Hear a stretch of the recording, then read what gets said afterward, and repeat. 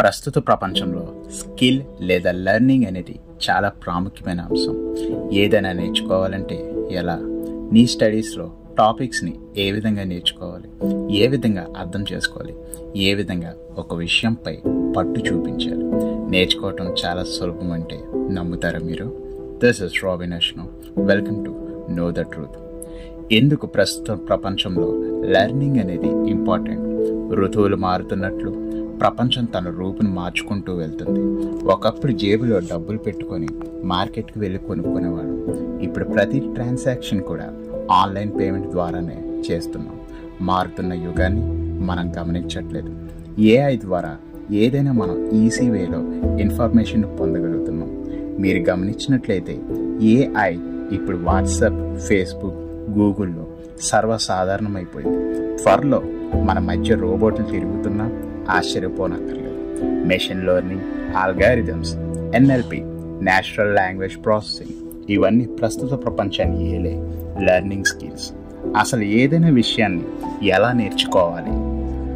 మనం చదువుకునేటప్పుడు ఒక విషయాన్ని ఏ విధంగా నేర్చుకోవాలి, ఏ విధంగా ఒక స్కిల్ని మాస్టర్ చేసుకోవాలి. ఇప్పుడు నేను చెప్పేది మీరు ఇదివరకు వినుండొచ్చు, వినకపోవచ్చు, కానీ మరొకసారి ఈ విషయాన్ని ఆలోచిద్దాం. మనం ఏది చేయాలన్నా దానికి ఒక టెక్నిక్ అనేది అవసరం. బ్లైండ్గా వెళ్ళలేం కదా. అలానే మనం ఏదైనా నేర్చుకోవడానికి కొన్ని టెక్నిక్స్ ఉంటాయి. అందులో ప్రసిద్ధిగాంచిన టెక్నిక్ గురించి మనం ఈరోజు మాట్లాడుకుందాం. ఆ టెక్నిక్ పేరే ఫెన్మ్యాన్ టెక్నిక్. ఫెన్మ్యాన్ టెక్నిక్ అనేది చాలా పవర్ఫుల్ మెథడ్. ఏదైనా నేర్చుకోవడానికి లేదా అభ్యసించడానికి ప్రపంచవ్యాప్తంగా గుర్తింపు తెచ్చుకున్న టెక్నిక్.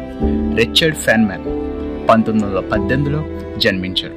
అతను ఒక American physicist. Quantum mechanics, particle physics మరియు క్వాంటమ్ ఎలక్ట్రోడైనమిక్స్ని డెవలప్ చేశాడు. అతను కాంప్లెక్స్ కాన్సెప్ట్స్ని సింపుల్ మేనర్లో డెవలప్ చేసి చెప్పేవాడు. అందుకే చాలామంది విద్యార్థుల్లో స్ఫూర్తిని నింపగలిగాడు. 1965లో అతనికి నోబెల్ బహుమతి లభించింది. క్వాంటమ్ ఎలక్ట్రోడైనమిక్స్ కాంతి మరియు పదార్థం యొక్క ఇంటరాక్షన్ని వివరించాడు. ఫెన్మ్యాన్ డయాగ్రామ్స్ ఇది ఒక విజువల్ టూల్. పార్టికల్స్ ఇంటరాక్షన్ని అర్థం చేసుకోవడానికి ఉపయోగిస్తారు. Manhattan project, atomic bomb, world war 2లో ఇతను వర్క్ చేశాడు. ఫిజిక్స్ ఎడ్యుకేషన్ ఇప్పటికీ అతని లెక్చర్స్ కాల్టెక్లో ఇంకా వాడుకలో ఉన్నాయి. అతనే ఈ ఫెన్మ్యాన్ టెక్నిక్ని తీసుకొచ్చాడు. అసలు ఎలా ఈ టెక్నిక్ని ఉపయోగించాలి అని అడిగితే సింపుల్. ఫస్ట్ స్టెప్ టాపిక్ని సెలెక్ట్ చేసుకోవాలి. ఉదాహరణకి how do antacids relieve acidity. Antacids ఏ విధంగా ఎసిడిటీని తగ్గిస్తాయి. రెండో స్టెప్ వచ్చి దానిని సింపుల్ వర్డ్స్లో అర్థం చేసుకోవాలి. ఇమాజిన్ చేసుకోండి. సింపుల్గా మీకు తెలిసిన భాషలో దాన్ని కన్వర్ట్ చేసుకోండి. నార్మల్గా మన కడుపులో యాసిడ్స్ ఉంటాయి. ఎప్పుడైతే మనం స్పైసీ ఫుడ్ తీసుకుంటామో అప్పుడు ఈ యాసిడ్స్ యొక్క అమౌంట్ ఎక్కువ అవడం వల్ల మనకు వచ్చేదే ఎసిడిటీ. యాంటాసిడ్స్ అనేవి మెడిసిన్స్. ఎక్సెస్ స్టమక్ యాసిడ్ని న్యూట్రలైజ్ చేస్తాయి, క్విక్ రిలీఫ్ ఇస్తాయి ఇండైజెషన్ నుంచి, హార్ట్ బర్న్ నుంచి. వాటిలో కాల్షియం కార్బోనేట్ లేదా మెగ్నీషియం హైడ్రాక్సైడ్ ఉంటాయి. అవి యాసిడ్తో రియాక్ట్ అయ్యి యాసిడ్ని వీక్ చేస్తాయి. ఈ విధంగా ఒక పేపర్ లేదా రఫ్ బుక్లో మీరు చదివినది, అర్థం చేసుకున్నది మీకు నచ్చిన లాంగ్వేజ్లో సింపుల్గా రాసుకోండి. ఎప్పుడైతే రాసుకుంటారో మీకు ఒక ఐడియా వస్తుంది. మూడో స్టెప్ వచ్చి అందులో మీకు ఏమేం గ్యాప్స్ వచ్చాయో తెలుసుకోండి.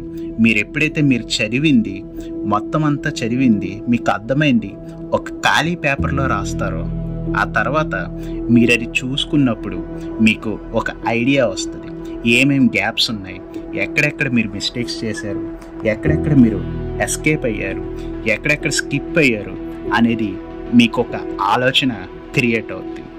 అప్పుడు మీరు ఆ గ్యాప్స్ని మళ్ళీ రివైజ్ చేసుకోవడం అది మీకు యూస్ఫుల్ అవుతుంది. ఎక్కడ మర్చిపోయారో, ఏది మిస్ అయ్యారో మీకు అర్థమైపోతుంది. దాన్ని మళ్ళీ లెర్న్ చేయండి. Learn again and simplify. మీరు గ్యాప్స్ లేకుండా నేర్చుకున్న విషయాలను అనాలిసిస్ ద్వారా లేదా ఇంకా ఫర్దర్గా సింప్లిఫై చేసుకోండి. అదే నాలుగో స్టెప్ ఏంటంటే use analysis and simplify further. ఉదాహరణకి మన కడుపులో పుట్టే యాసిడ్ ఒక ఫైర్ అనుకుందాం. ఫైర్ అనేది తగలబెడుతుంది. మంట చల్లారటానికి ఏం కావాలి? ఫైర్ ఎక్స్టింగ్విషర్ కావాలి. ఫైర్ ఎక్స్టింగ్విషర్ అనేది యాంటాసిడ్స్. ఎప్పుడైతే మంట ఎక్కువ ఉందో ఫైర్ ఎక్స్టింగ్విషర్తో మంటలను ఆర్పేస్తాం. అలానే మన కడుపులో మంట పెరుగుతుంటే యాంటాసిడ్స్తో ఆర్పేస్తాం. మనం సింప్లిఫై చేసుకోవటం ద్వారా మనం మర్చిపోం, సబ్జెక్ట్ ఎక్కువగా గుర్తుంటుంది. ఆ తర్వాత టెక్నికల్ వర్డ్స్, టెర్మినాలజీ ఇవాళ ఏమైనా ఉన్నా జస్ట్ అలా చూసి మెమరైజ్ అయిపోతాయి. ఇప్పుడు వరకు చూసి ఫస్ట్ స్టెప్ వచ్చి టాపిక్ని సెలెక్ట్ చేసుకోవటం. సెకండ్ స్టెప్ టాపిక్ని ఫస్ట్ మీకు అర్థమయ్యే భాషలో ఒక పేపర్లో అర్థమయ్యేలా చూడకుండా రాసుకోవడం. మూడో స్టెప్ వచ్చి గ్యాప్స్ ఏమైనా ఉంటే అవి మళ్ళీ నేర్చుకోవడం. నాలుగో స్టెప్ ఎనాలజీస్ ఆ విషయాన్ని ఇంకా బాగా సింప్లిఫై చేసుకోవడం. వీటిని మీరు అనుసరిస్తే తప్పకుండా మీకు సక్సెస్ అనేది వస్తుంది.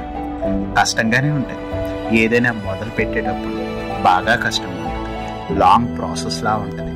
కానీ చేస్తూ ఉంటే ఈజీ అయిపోతుంది. Remember the attitude of Richard Feynman. అతను ఎప్పుడు కాంప్లెక్స్ థింగ్స్ని సింపుల్గా బ్రేక్ చేసేవాడు. మనం తలుచుకుంటే సాధించలేనిది ఏది ఉండదు. మీరు ఈ టెక్నిక్స్ని యూజ్ చేయండి.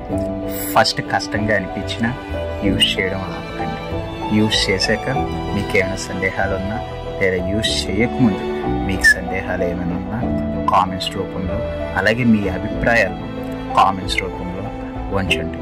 ఈ వీడియో ఉపయోగకరంగా మీకు అనిపిస్తే లైక్ చేయండి, ఛానల్ని సబ్స్క్రైబ్ చేసుకోండి, అందరికీ యూస్ అవ్వేలాగా షేర్ చేయండి. Thank you all.